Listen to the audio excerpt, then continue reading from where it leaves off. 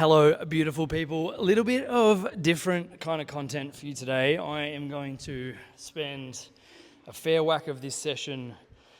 Let's put this here, see how that goes. I'm going to spend a fair whack of this session doing a bit of a train and talk, where I'm just going to train, throw out some ideas, talk about the session. Mads is going to try and rage bait me probably, but essentially want to use this as a bit of a opportunity for some long form content, talk about some good ideas, some training thoughts, life things, and all of the good stuff.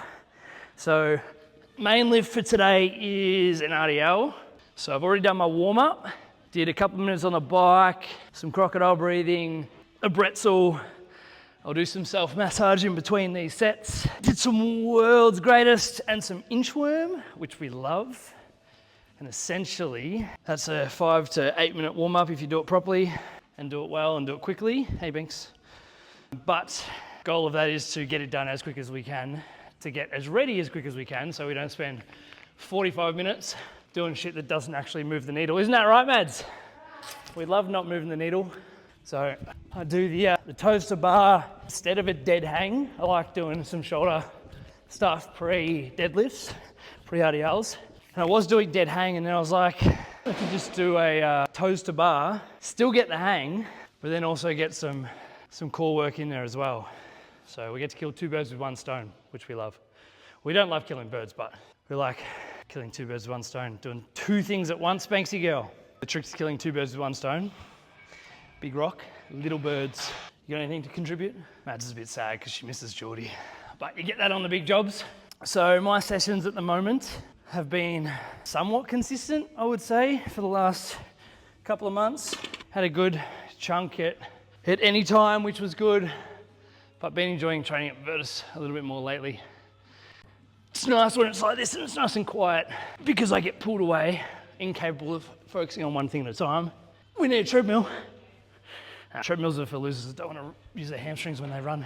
Speaking of running, check this out, pogos. Pain-free pogos. We're on the way back, baby. Hopefully be running by Christmas, as long as I take care of my load management, which I probably won't. Save that for posterity. So 2 sets, because probably get 90% of the stimulus we need in 2 sets. Mads will do 7 because she loves junk volume, that you love junk volume, or that you should do less. So one of my key coaching training principles is minimum effective dose. And it's probably born out of laziness a little bit, which we love. But if we can get the same response from less work, I reckon that's a pretty good thing to do. So what have I got? Because I don't have my phone, it's over there. RDLs into cable crunch. Probably not going to move the camera for that, but 4 sets of 3 of the RDLs, 4 sets of 8 of the cable crunch. I'm working up to about a 160-ish RDL. We'll see how they feel. I want to be at about an RPE 8.5 to 9 by the end of it. I don't want to cook myself, but at the same time, I want to get some stimulus going. My hammies have been a bit sore and tight lately because I've not been doing enough mobility, but I figure we'll just meat head our way out of it and just try and get stronger. Thoughts, Mads? We build strength on a foundation of shitty mobility and motor control. No, I'm kidding. Quality over quantity, always. Nice, controlled. Eccentric, up tall and strong. Ass back is the cue. Oh yeah. I'm gonna go do a cable crunch now. Just watch Mads throw the ball up, see if she can catch it. I might video my last set of cable crunch because chronically butchered exercise. Most people end up just hinging through their hips instead of actually flexing their spine. And we're trying to get our anterior core working. So if we're not actually pulling our spine into flexion, we do not get what we're after. And I think one of the most important parts of your gym session, of your training in general, should be that you get what you come for. Otherwise, we're not moving the needle, we're just doing shit for the sake of doing shit. And even if you love training as much as Maddie does, which is a lot, if it was only for entertainment, she'd probably still do it, which is wild. We should still make sure that adaptation is a big part of it. Thoughts? I just love training. I know. It's the most enjoyable thing. What about watching movies on a Sunday night? That's pretty enjoyable. Perfect Sunday, right? You wake up, go to run club, you go have breakfast and Verdi Run Club, Dreamer for coffee, yes. How many shout outs do you reckon we can happen in the next half an hour? Say everyone in the class. Yeah? Well, I did want to say that this week I have 3 appointments booked. I'm going to go see Nina for me head. I'm going to go see the Fizz for everything neck down. Hopefully massages my forehead as well. And then I'm going to go see M for some testing to see how this chronic Achilles injury is going. Which, a little bit of a sidebar there, interrupted Mads talking about her perfect Sundays. Catch, tell us about your perfect Sundays. Perfect Sunday. Wake up at 7:30, get down to Dreamer for Run Club at 8. Run Club. Chest Club comes later. Run for 30 to 40 minutes with a couple of your friends. Come back, have coffee, have breakfast. Then I go and water my plants. Perfect day. Give myself about 2.5, 3 hours. Never. Bottom water. Makes them feel good. Then I'll go to the gym for some mobility. And then I sort out the snacks for movie night. And then I watch some obscure movie for Sunday night movie night, which forces me to use my brain 90% of the time. Not only breaking a physical sweat, but a mental sweat. And then if my partner's lucky, we'll go home and play a game of Magic. I'm so glad he's got you to play as well now. That's definitely. Their own. Thanks, Muscles. Thanks for calling me Muscles in front of my friends. What? That's a common misconception that the more muscle mass you have, the less mobile you should be. Yeah, because the training split that we were talking about before, let's just use bilateral movements that train one plane. Creatine, everyone. Frang a mug, shout out. I need to buy it too. I can't believe you haven't got one yet. For those not a creatine train, first of all, grow up. Second of all, when you do get on the creatine train, don't worry about your little five dosage. That shit. Water retention. Why is water retention a bad thing? Watery. You don't want to be super watery. How much of your body is made up of water? I'm sure it's like 8. This is fine. 85, 90%. Not that much. It's like 67, 70, I think. You can fact check that. But here's the thought process for you. If we're 67, 70% water-ish, and do not Google how we know that, super grim. But we are that much water. Funnily enough, having more water in you is probably helpful for a heap of things, which is crazy, right?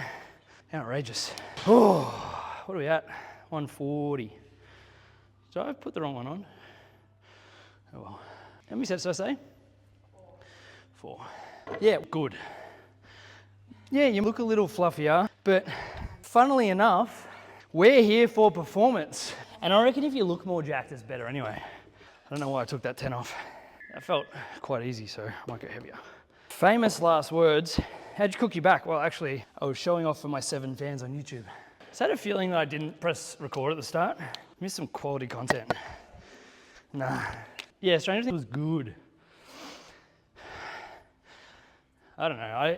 There's a little bit of whinging about it. Why? Because Nah, just about like, oh, it's turned into a Marvel movie. I was like, well, it's always been Grace of Crescendo. if you want slow, nostalgic... So you're happy with the increase of speed and Marvelification? I deem this high quality enough to put on YouTube, which, to be honest, I have a really low bar for content. I'm probably not going to be clipping the gaps, the silences. So just, if you're still watching, which will be wild, just take a moment to like ruminate on your existence and whether or not chairs exist, whether the universe is real. What do we reckon? Any feedback? Doesn't matter if it's real or not. No, I don't think it does.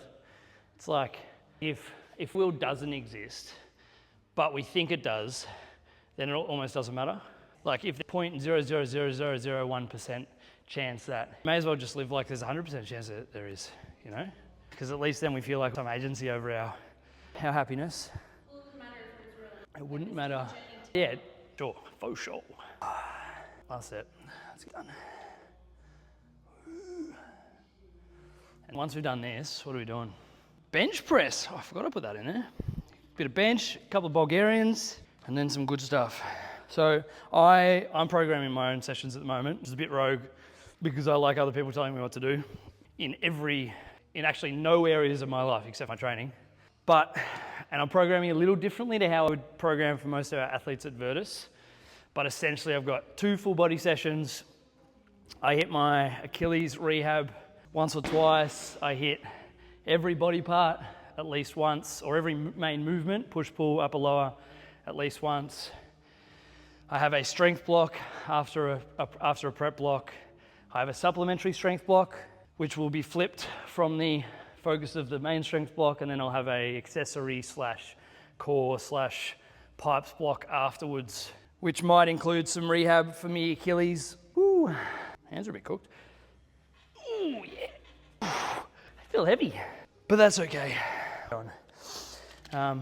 So yeah, obviously context is important when we talk about programming. Like Mads is currently doing a sub-maximal chest ball throw. You could argue that it's a low power exercise. I probably wouldn't, but you could. Yeah, that old chestnut. Because here's the thing, nothing matters, right, in the scope of things. So when we're talking about training, things matter even less. But here are the 3 things that matter to me when it comes to training. Numero uno is progress. This is for me. We use the same model for Virtus, but it's in a different order. So for me, it's progress, right? Everything we do should be just to move the needle. I don't think that is a radical idea, but when you look at how a lot of gyms run and how a lot of people train, it seems like it. Shots fired. No, you can just watch it. You can just watch it as the precursor to tomorrow's movie night. So this is number 1 for me. We need 2 things for progress. We need stimulus and we need recovery.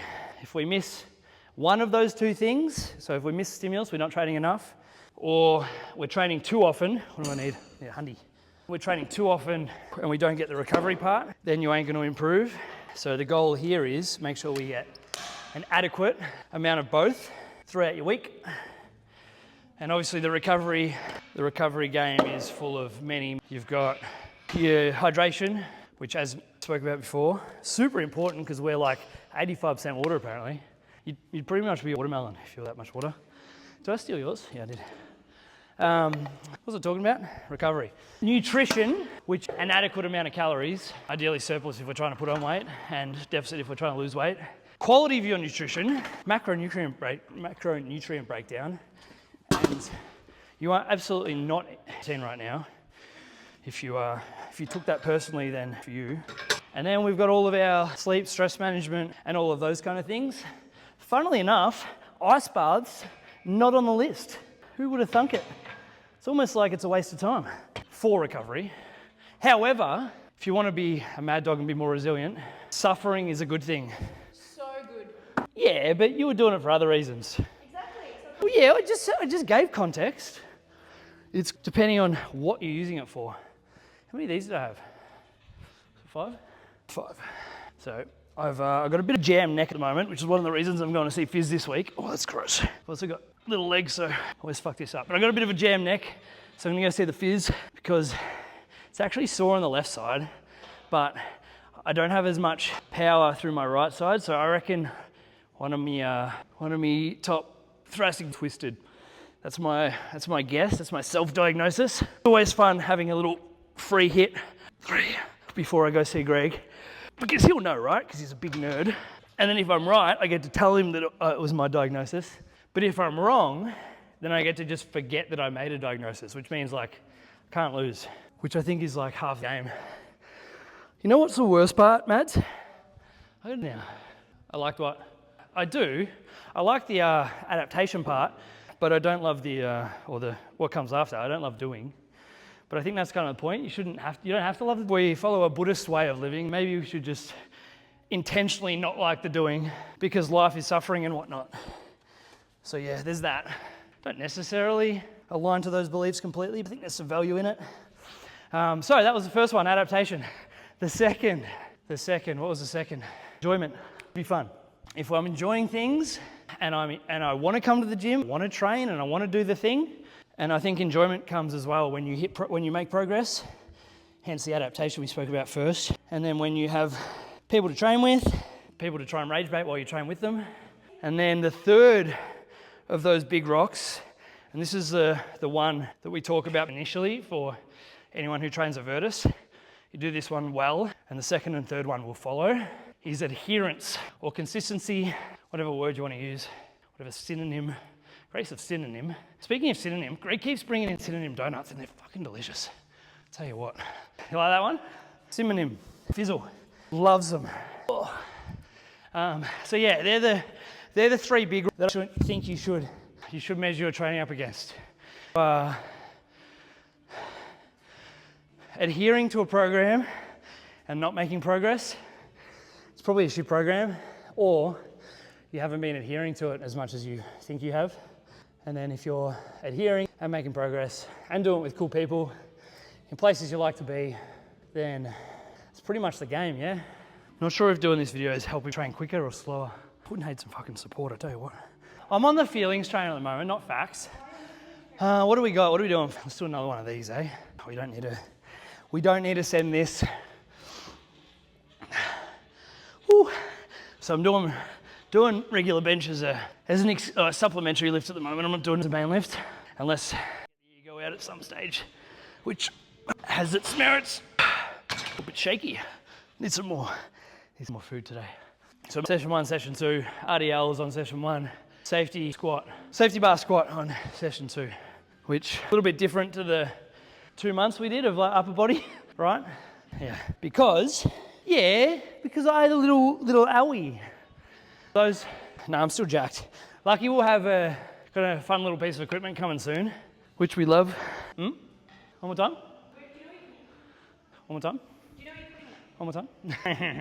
I think I'll put it where the prowlers are at the moment, which for anyone that hasn't been here, you're not gonna know what I'm talking about. It's open to interpretation, like pretty much everything. All right, Bulgarians, eh? So 2 little tricks with Bulgarians. If you're not sure where to put your front foot, we go too close. Start at the bottom, right? And then, because we want to load our front leg, if you feel like you're sitting to try and spread the load, a bit of a quality of weight distribution between the pins. When you get to the top, lift your top foot up and give it a little tap, which will then shift your weight back to the front. And then you can do both of these things as many times as you want during your set. I'm talking because these are hard and I don't like them. Lean, load, up. Little tappy. Oh, look, it's all front leg. Bang. How many of these was I doing? Oh, why did I write that? There's 2 versions of me that writes the program and the version of me that does the program. And version number 2 thinks version number 1's a fuckwit. But fortunately, I only got 3 sets. Ooh. If you reverse memory and saw that, don't do that. Breaks the dumbbells. What do you reckon? Should I go heavier? It's actually feeling okay, which is why I probably shouldn't go heavier. There's growth here. Load management 101. More is not always better. There's a training philosophy for you, training principle. More is very rarely better, actually. I reckon if we had a cross section, it'd be about 45% of people, 40 to 45% of people would be chronically overtraining. 6-7 sessions a week, all trying to push the same adaptations. Ain't the game. I reckon 40-45% of people would be chronically undertraining, and they might have periods of intensity where they do 15 sessions over 3 weeks, but then they'll have 6 weeks where they do fuck all. And then the last 10 to 20%, these are my people. There's 120 odd Virtus humans ticking that box. But these are the people that have adequate load management, adequate amount of stimulus and stress throughout the week, but just the right amount of rest and recovery to facilitate all of the adaptation thereafter. Thoughts, Mads? It's actually a really hard concept to learn. Load management? Yeah, it is. I suck at it because the ego that I talked about before just likes doing more. And you go, I can train my way out of this. I can just train harder, I have a theory, and I'll tell you a second after I've had some more of my creatine. So this theory is relatively simple. And I'm only 33, so I would imagine I will have experiential learning in this over the next 10, 20 years if I get that far. But when we're a teenager, we should be learning how to enjoy training, right? Whether it be our sport, whether it be the gym, should be the gym, whether it be running, whatever. We should learn 10 to 20. This is a time where we learn how to enjoy training. This is the most important part of this period of your life. Learn how to enjoy it to a point where you're like, okay, I know it's hard work sometimes, but I show up, I see improvement, I get around my mates and I have a good time. When we're in our 20s, now this is where we'll either fall out of love with training because we stop playing sport or uni and life gets in the way, or you'll be at a level where sport becomes a bigger part of your life and we're learning how to train hard and how to train well, right? Because those two things are not synonymous. The Venn should be a circle, but for most people it's only just touching. In our 20s, we've learned how to train hard, train well. Then in our 30s, we should be not broken like this guy, or not quitting a sport like that chick. I didn't quit sport. When did you stop swimming? Yeah, that's pretty much. Yeah, swimmers are different. So swimmers, gymnasts, you could like pull the scale back like 5-6 years. Did that work out for you? And then 30 plus, it's like, how do we do more with less? How do we manage our load properly? How do we manage the stimulus? How do we make sure that we're training better, we're training well? High quality beats quantity every day of the week. And the quicker you realise that, I realised that like 5 years too late for myself. Fortunately, I get to now try and teach the Virtus humans all of the mistakes I made from a training standpoint. But if we can do that in our 30s, then if you want to keep playing footy or keep doing cool shit, you can. Yes, which this is the thing, right? Is where we're not solely training for the game that you're playing on the weekend. We're training for the next 10, 20, 30, 40 years. So, you know, if you're doing that, then I would imagine like 40s is about, hopefully by then you have a really good foundation training base. You manage your ego really well. You've dialed in minimum effective dose. You're hitting all your low-hanging fruit every day in terms of like your sleep, your stress and stuff like that. Hydration, nutrition, the big rocks. And then you've just got a really solid foundation of, you know, moving every day, training every other day. 40s, 50s, 60s, 70s, 80s, 90s is all around function and being capable of doing all the cool shit outside of the gym that is facilitated by what you do in the gym. Because here at Virtus, and anywhere that appropriates good training, you all right, mate? Should be training to be lifelong athletes, which I think is a concept maybe foreign to some, but for most people they would have, even Mads, would have identified at some point in their lives, or they currently do, or you want to be able to do the cool shit that an athlete does, which is the same as what a good functioning human does, which is move well, move often, jump, roll around on the ground, lift, chase after kids, get jacked, all of the good stuff. And if we do that, we're training for the next 5 decades as well as to look jacked over summer. Sorry for everyone who has to listen to me breathe. But I would imagine that if you don't bench press often, or if you do bench press often, it should look something like that, where you take a big breath at the top, pack your shoulders, feet through the floor, no leaking energy. We create as much tension as we can. We control the eccentric, use a little bit of our SS stretch shortening cycle at the bottom, and we drive out of it, and then we repeat. And we use breath to create inter-abdominal pressure, whether it be a deadlift or a squat, or it doesn't really matter. What was I talking about? Whew, you're just hanging around. Feet through the floor, because all good strength and running and movement is being able to spread the load of whatever you're doing in a way that allows you to stay safe and be as strong and capable as possible. Oh man, I forgot I had these. Oh man. Hey Mads, what was the last book you read? What was it, by who?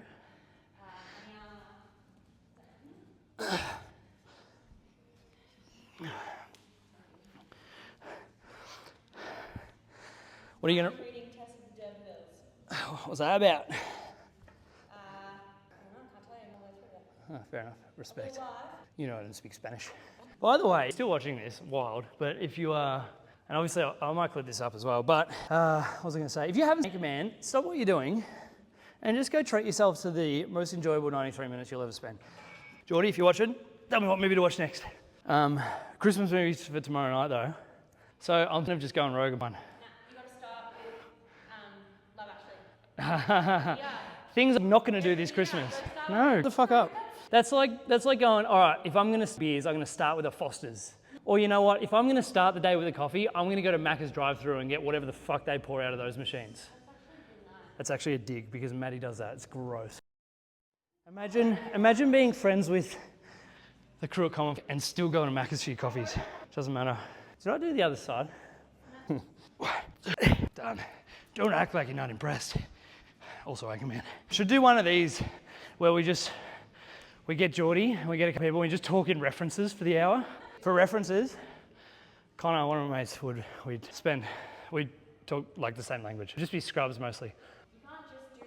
I quoted the Nutty Professor today. How's that for a flashback? Hercules, Hercules. Yes, Nutty Professor. Hercules, Hercules. I think it's a Nutty Professor. If it's not, come from the comments. I know who says it. Yeah, at dinner. All right, what do we got? A prowler march, Smith machine JM press, and a barbell rollout. You know what? I reckon we might wrap this up because I'm going to be all over the gym for this next block. And I think I've talked enough. If this is somewhat valuable and you've actually watched to the end, please let me know. Ooh, let there be light. If it's, to be honest, the camera's probably dark, can't see anything before that light went on. Yeah, if it's valuable, get around me, get good stuff, bit of content. I might do another one every now and again. I like talking about things I care about. If you haven't already, get on the VertiPod. But if you're here, you probably would have already seen the VertiPod. What have we done? 4 episodes so far this season. Some pretty rip-up conversations, all centered around health, function, and performance. And if I was to sort of carry it across consistently, it would be being really clear on your values, understanding what's most important to you, because that allows you to dictate or allows you to decide how you act based on your values, decisions you make, your belief systems, all of that. And then the other one would be just to strength train, which obviously, but it's wild how many people don't. And strength, any type of training, because funnily enough, stimulus far out, adaptation is task specific. So the more you do a thing, the better you get at it. And strength training has a transference effect across everything we do every day, because the more force you can produce and transfer and absorb, the better you're going to be, the more capable you're going to be, the cooler you're going to be. And, you know, we all see the videos of our and stuff on Insta picking 150 kilos when they're 80. Get around them. I want to be that grandma. Be amazing. Ooh.